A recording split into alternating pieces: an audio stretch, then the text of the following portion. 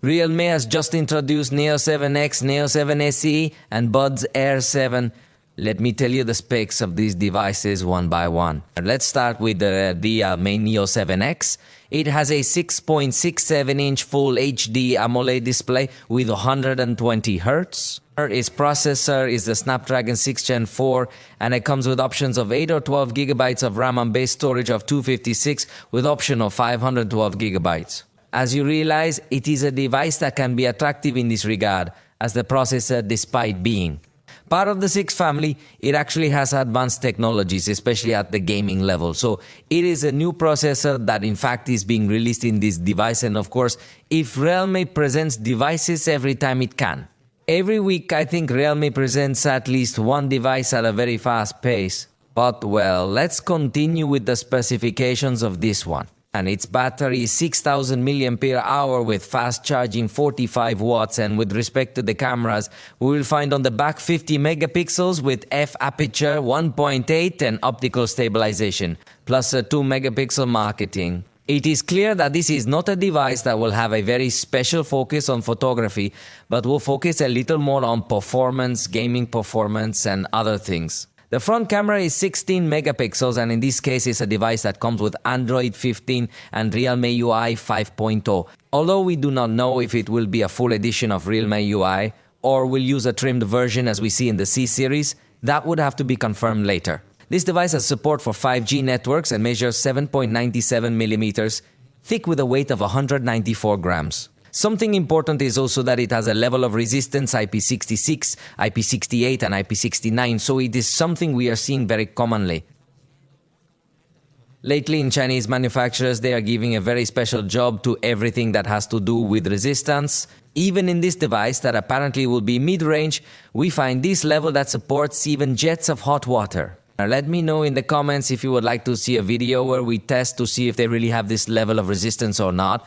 But it is clear that at the level of resistance and performance level, this is a device that will stand out. Since we will also find a cooling system with vapor chamber of 6050 square millimeters to be able to cool the processor. Finally, let's talk about its price. It costs 1,299 yuan, as it was announced in China, which is more or less $182. Although remember that the prices here are not the same as over there. Now let's go with the Realme Neo 7 SE. This model has a 6.78-inch OLED screen with 1.5K resolution with 120 Hz. So it is a screen that has even more resolution than the model I just described previously. The processor is a MediaTek Dimensity 8400 Max, that is. It is a processor that is positioned in an upper mid-range segment, so we expect it to have an attractive performance as several Realme devices have. It also has options of up to 16 GB of RAM, and in storage we find 256 or 512 GB. But pay attention with the highlight, which is the battery. It has a capacity of 7000 mAh and supports a charge of 80 watts. It is clear that the performance and the battery are very attractive. But now let's talk a little about the cameras. As it integrates a 50 megapixel main camera with a Sony IMX882 sensor with aperture f1.8, that is, it is a sensor that was used a few years ago in the main camera flagships.